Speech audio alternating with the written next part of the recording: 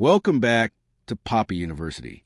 Today, we dive deep into the story of a boy genius from Seattle who went on to build one of the most powerful empires in modern history. His name is Bill Gates, and this is a story of how his obsession, brilliance, and ruthless ambition created Microsoft and changed the world forever. This isn't the polished, billionaire philanthropist image of Gates that we see today. No, this is a raw, early story, the messy beginnings, the controversial business deals, and a relentless drive that built the Microsoft empire. This is Hard Drive, Bill Gates and the making of the Microsoft empire. Childhood of a boy obsessed. Bill Gates was born in 1955 in Seattle, Washington, into a comfortable and privileged home. His father was a successful lawyer, his mother a civic leader. From early on, the young Bill showed signs of a restless, brilliant mind. At Lakeside School, a private prep school, Gates stumbled upon a teletype terminal connected to a mainframe computer. It was love at first sight. While other kids were out playing sports, Bill spent countless hours typing away, learning code, hacking systems, and negotiating for more computer time. He was relentless. He'd stay up all night, fueled by soda and candy bars, just to squeeze out a few more lines of code. This obsession wasn't just a hobby. It was his identity. And here's something important. From the very beginning, Gates wasn't just a computer nerd. He was competitive. He wanted to win. He wanted to bend rules, push boundaries, and outsmart everyone around him. Meeting Paul Allen and the birth of Microsoft. At Lakeside, Gates met Paul Allen, a fellow computer enthusiast, a little older, quieter, but equally obsessed with technology. The two became inseparable partners in curiosity. Fast forward to 1975. Gates is a 19-year-old college dropout of Harvard. Paul Allen shows him a magazine cover featuring the Altair 8800, one of the world's first personal computers. For most people, it was just a hobbyist machine.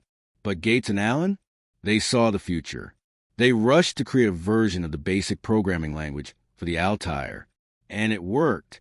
The company that built the Altair was impressed. Gates and Allen had their first big break. So they formed a company. They called it Microsoft, a combination of microcomputer and software. That little hyphen would eventually disappear. But the empire was born. Here's what made Gates different. While others were selling software for a quick profit, Gates had a vision. He believed the real power was in owning the rights. He refused to sell software outright. Instead, he licensed it. This decision, this one strategic insight, would eventually make Microsoft one of the most powerful companies on Earth. The IBM deal that changed everything. In 1980, IBM decided to enter the personal computer market. They needed an operating system, the backbone that makes a computer run. They came to Bill Gates. Now, Gates didn't actually have an operating system to sell, but in classic Gates fashion, he made the deal anyway. Then, he scrambled to find one. He bought the rights to an existing system from a small company for just $50,000, rebranded it, and sold it to IBM as MS-DOS. Here's the genius move. Gates didn't sell DOS to IBM outright. He licensed it. IBM could use it, but so could anyone else. That meant every PC clone that came after IBM also had to run Microsoft software. That single deal turned Microsoft into the backbone of the entire personal computer industry, the ruthless side of Bill Gates. But the story of Gates isn't just brilliance and vision. It's also controversy, ruthlessness, and hardball tactics. Gates became infamous for his aggressive style. With competitors, he was cutthroat, often accused of borrowing ideas, crushing rivals, and using Microsoft dominance to block innovation. Inside Microsoft, his reputation wasn't softer. Employees described brutal work schedules, long nights, and a boss who ripped apart their work line by line. Gates was sharp, sarcastic, and relentless. Meetings with him could feel like battles, where only the strongest ideas survived. Was it tough? Yes. But was it effective? Absolutely. It forged Microsoft into a company of fighters, a company that, under Gates' leadership, would dominate the software world. The empire expands. By the late 1980s, Microsoft wasn't just another software company. It was a software company. MS-DOS was everywhere. Then came Windows, a graphical user interface that would eventually conquer desktops across the globe. Gates' strategy of licensing rather than selling meant that every time a new PC was built, Microsoft earned money. Bill Gates, still in his 30s, was becoming one of the richest men in America. His company was setting the standard for an entire industry. And yet, he wasn't satisfied. Gates wanted Microsoft not just to win, but to dominate. The man behind the empire. So, who was Bill Gates during this time? Hard Drive paints a picture of contradictions. He was brilliant but abrasive, visionary but sometimes reckless, a nerd who wore cheap clothes, but a businessman with the instinct of shark. His obsession with computers bordered on unhealthy. His personal life often took a backseat to his work.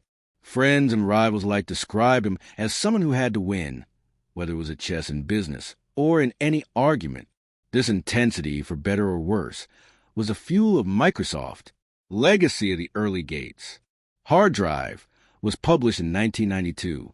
It captures Bill Gates before his antitrust battles with the U.S. government, before he became the world's richest man, before he turned into the global philanthropist we know today. It shows Gates raw, young, hungry, ruthless, brilliant, and it reminds us that the Microsoft empire wasn't built on luck alone. It was built on vision, on strategy, and on an unrelenting drive to win, no matter the cost. Whether you admire him or criticize him, there's no denying this. Bill Gates changed the world. And that's the story of Bill Gates and the making of Microsoft, as told in Hard Drive. We provide the link to get this book in the description box below. Do well to use our link, as it helps to get commission for every purchase. What do you think? Was Gates a visionary genius, or just a ruthless businessman who played the system better than anyone else?